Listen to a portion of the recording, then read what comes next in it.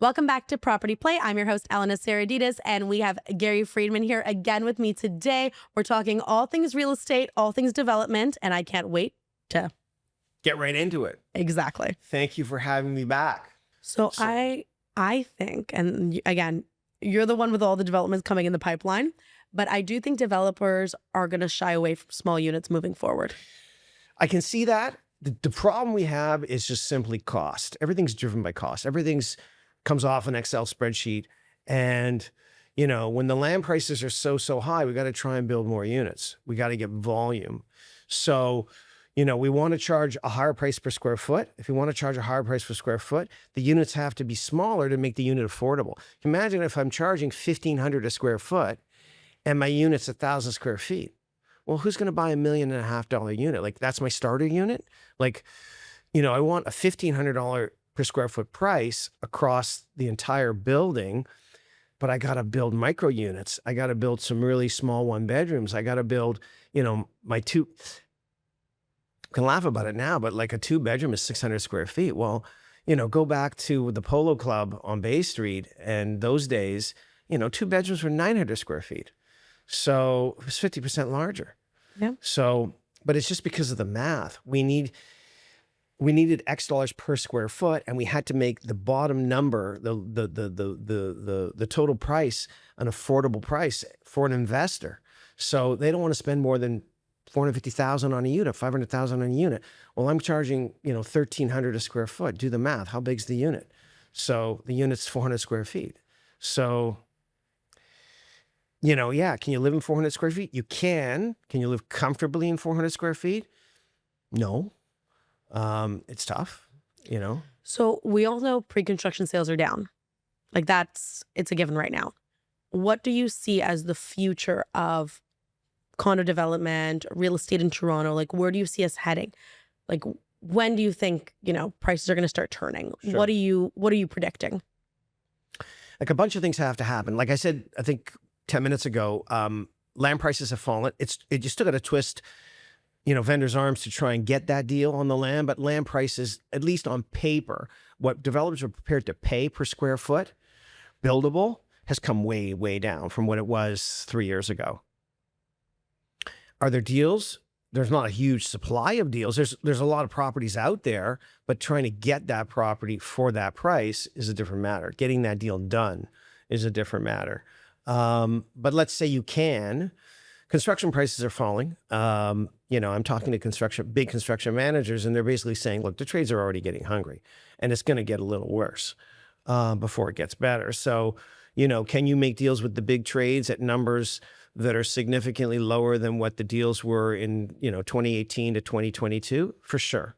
Like, significantly lower, like maybe even 25% off those construction costs. So that helps. The soft costs are a big question mark, because a big chunk of the money goes to the government, the city, the province, the federal government. The federal government, the HST, is a huge kick in the groin. People don't realize, but our sales prices are HST included. So when we do the math, we back out the HST. Those are proceeds of sale. The HST is just fluff. It's just garbage. It gets taken right off the top. So, you know, when people are saying, well, I'm paying $1,500 a foot. Well, no, you're not. Well, you are, but I'm not seeing $1,500 a foot. Right off the top, I have to net the HST at 13% out of that. Now, there's a small break if you're owner-occupier, because you get the Ontario government has a $24,000 credit, but even then you're in and around 10 points, 9.5, 10 points, depending on the sale price of the unit. So you have to back that out right away. So that's a huge reduction in our proceeds. And then development charges and all the stuff we pay to the city. Development charges went up dramatically in the last couple of years with the city of Toronto. So that has to moderate. That has to come down. But we need, bottom line, the biggest thing that we need in order to turn things around is a higher sales price. I have to come to you or come to the pre-sale, pre-con brokers of the world and say, can you get me this in a pre-con sales office program? Can you get me this number? And you say, well, no, we're nowhere near that yet. Well, we can't do it. Well, my question is this: if the government's taking so much and then they're saying we need to build affordable housing, what does the government need to do in order to make affordable housing possible? Well, so the purpose-built rentals, I'm glad you kind of touch about that because, well, rentals and sales, like affordable sales, affordable rentals, it's a bit of a smoke and mirrors because, all these big purpose-built rental guys, they're not building affordable. I mean, there's a small percentage of the units that are supposed to be affordable based on either a CMHC scale or a City of Toronto scale. I guess for those limited number of units, the units are somewhat affordable on a rental basis. If you're using they end up being somewhere between 50 to 60% of the current rental prices out there, but there's not a large supply. In a huge building, you're talking about 10% of the units. In some cases, only 5% of the units. That's what the new provincial, requirement might be for density, for sites near transit. The rest of the building is market. And the market is not affordable, especially for brand new purpose-built rental. They're asking $6 a foot. So 500 square foot unit is $3,000. So the programs in place right now don't support affordable housing. They don't support affordable rentals because the builders still have to make a profit. We're not making a profit unless we sell it for market or rent it for market. So unless they come to the table with subsidies, like cash subsidies, or some other way of reducing costs, we can't do more. It becomes charity, So Yeah, I've been saying it forever. A developer still needs to make money, or why would they do what they do? Why does anyone do their job if they're not getting paid? and there's a lot of negativity around that because people say, well, what? I mean, housing is a social thing. It's a social good, but it is legit commercial industry. And, nobody would ask Apple to build phones and lose money. No one would expect that. You can't build, a commercial or a residential building and not make a profit. And I mean, it's free for listen, the government wants to come in and start building. Let them build. Try and do it. Yeah. Build it and give it away. No problem. I was talking to a client the other day and I was like, I actually do believe for them to help, but it wouldn't fully help with rent prices. They have to get rid of rent control, period. Take it out of the equation, and then everything will kind of start to, and this sounds bad, balance itself. But the rental prices, if you said there's no more rent control, and landlords that have tenants that have been sitting there paying $12 and Right. 3 grapes Right. rent to the landlord can now increase it to more of a sustainable rent. Right. Then the ones that are extremely high will also come down, and eventually rents will be more affordable. Right. We need a balance of what the Or inventory I looks think, like. why doesn't the government just build the housing? The stuff that they say they need. Oh, they say we don't have any money. Well, sure you do. What do you mean you don't have any money? You have tons of money. You're spending money like crazy on all kinds of things. Just allocate money and build it. They're doing it in a very limited way, but do it in a large scale way. Yeah. Do it in a large scale way and provide it at 50% of market rents and fill the need. And then let the market do what it does, which is to sell market stuff and rent market stuff. But I'm all for people who require, subsidized housing to have it, but you can't ask private industry to do that for free. You can't. Definitely. Or they have to give some sort of incentive to builders to be able to do it. And it would be such a big incentive. It would be such a big program, and if they just try and do it with the tools they have right now and ask us to do more than 5% or more than 10%, we can't do it. Can't do it. Because there's a huge investment up front. There's a huge risk being taken. And the payoff is years and years and years down the line. Even on these rental buildings, it's mostly institutional money because they have to be very patient to get a rate of return. They're waiting a long time to get a rate of return because of just how much money they're putting in and how little money's coming back in the early years. So what's kind of the timeline when it comes to you acquiring a site versus when it actually, the product is built and livable? How long does it usually take? And I know you're there's different variations. There's lots of differences. But if you're starting with something that has no approvals in place and you're starting from, day one, 8 years. Okay. And that's you have 2 years to figure out what you're doing. Yeah, if you're not really fighting the city too much, maybe you can get it done in 2.5 years. But that's just, kind of blind luck. A lot of sites take 3.5 years.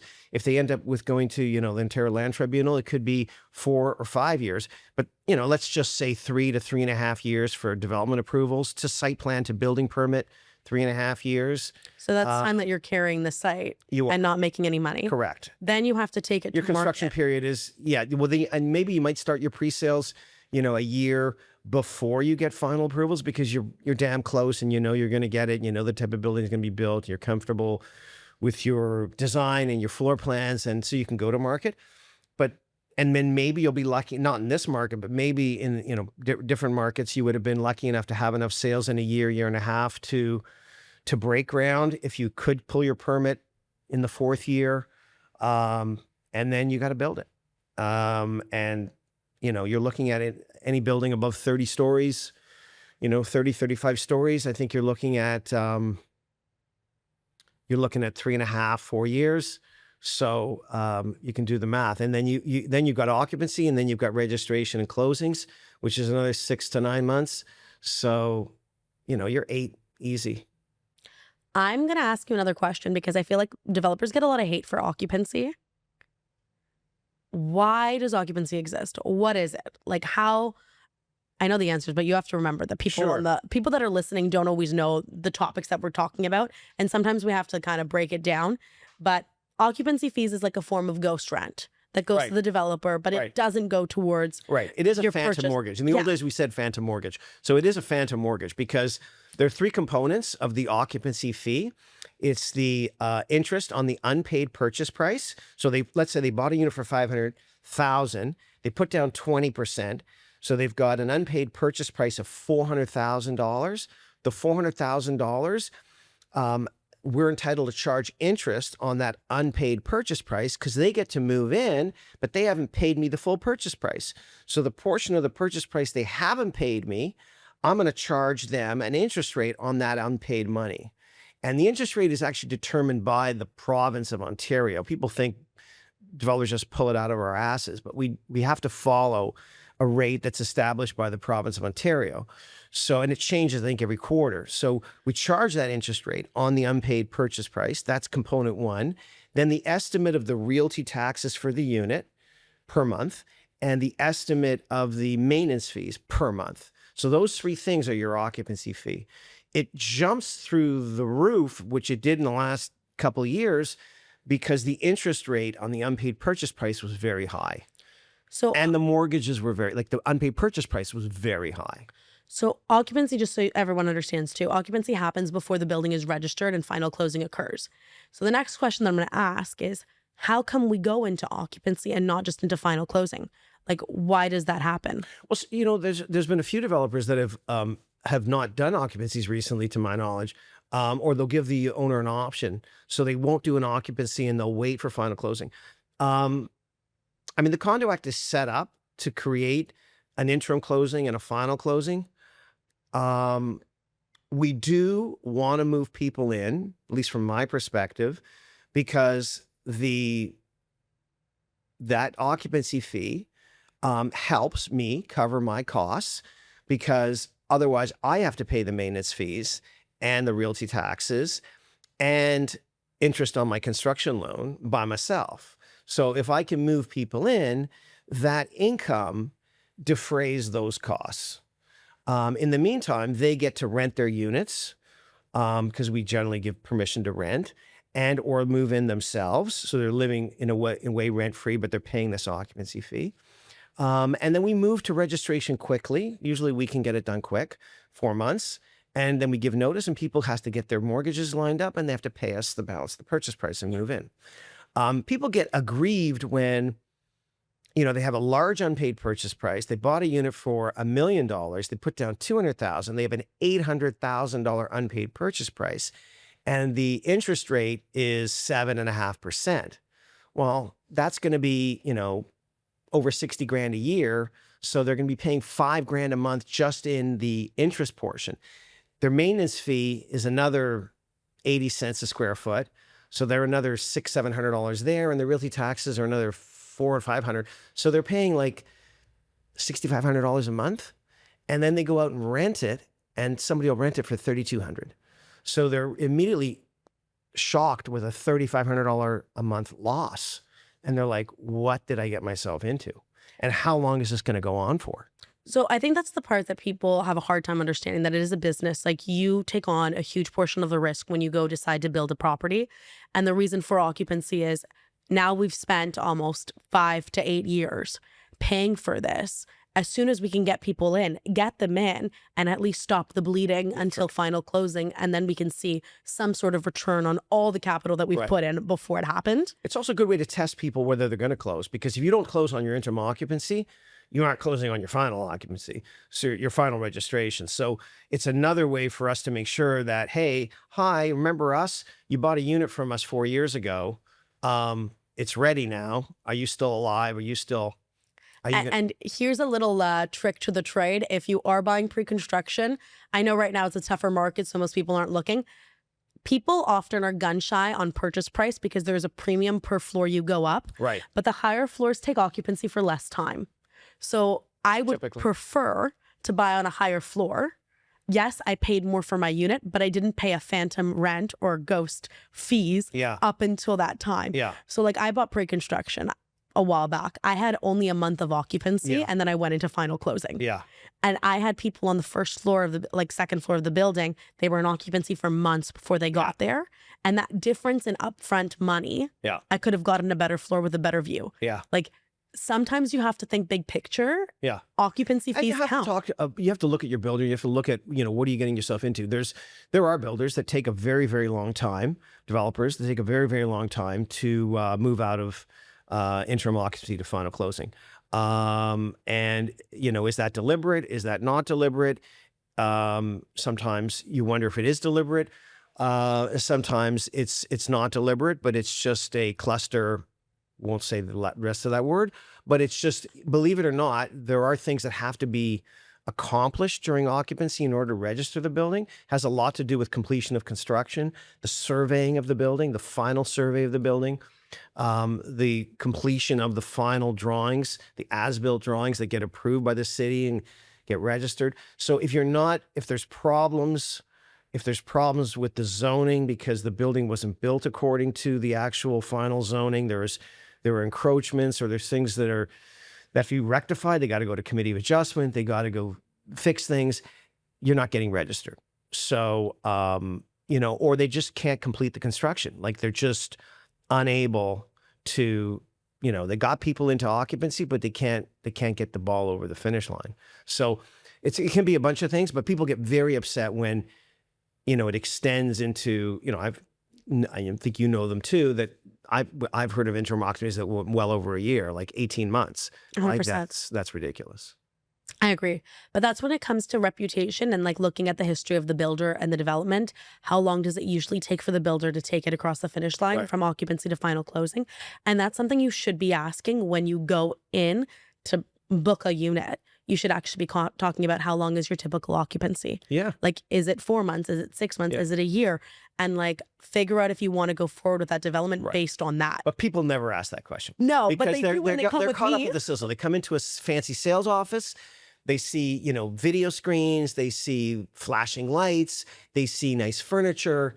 And it's like, and then they see these renderings of the building, and they see the model, and they're like, this is a sexy, sexy building. They're not asking questions about how long occupancy is. It's the furthest thing from their minds. I also think that the part that the consumer needs to understand is the developer has allocated money towards commission. So whether you're coming directly or whether you're coming with an agent, it doesn't matter. Like, they're still allocated money towards paying for this so they can get their units sold. So what you have to think about is having someone that comes in with you and asks the right questions and make sure that you get what you want. There's a big difference in that. Yeah. Builders that you can see the renderings, and then all of a sudden you see the building and it's very similar to the renderings. They actually try and match it. And there's some builders where you'll see the renderings and then you'll go in person and you'll be like, this looks like a bad episode of Nailed It. Sure. Like, have you ever watched that? Yeah. Where they try and make it and you're like, this doesn't look anything like what they originally thought. Yeah, there's that. Yeah. There's that. And there's also, like, delays in construction that, obviously I'm not at the level of some of the enormous players. Some of them have extremely good track records in terms of the time it takes for completion, the actual schedule that they follow for construction, just because they've got They've got the same trades going all the time. They're working on multiple sites. That's not to say they can't make mistakes, and they do, but it's a machine, and they've devoted enough time and effort and money to the process that they've got a very good team in place, and they're able to do it over and over. Now, you may lose some flexibility also, though. Like you may be with, they're very rigid in their rules, and if you came to them and said, well, we'd like to know if would you delay our occupancy closing by a month because we're having trouble doing something, or would you delay our final closing by a month because we're still need time to arrange our mortgage? I don't know how flexible they would be. Smaller guys, it's like, we can do that. We can do that because it's just a small team, and the team is like, yeah, it comes to me and I'm, yeah, we'll do that. We can do that. Are these people going to close? I mean, what are they doing? Are they trying? Where have they gone? I'm not sure if the biggest guys out there, are they just like, you're in default. Here's your letter. The lawyers crank out the letters, and it's like, you guys are in default. Yeah. What's the difference between being a number versus not being one? Yeah. And I think it is different when you're working with developers that are a little bit more hands-on. It's not as big of a machine. Yeah. Like there's a little bit more flexibility on what can happen. Yes. That's all the time we have for today. This was Property Play. If you like this content, make sure to like, follow, and subscribe. Thank you for having me.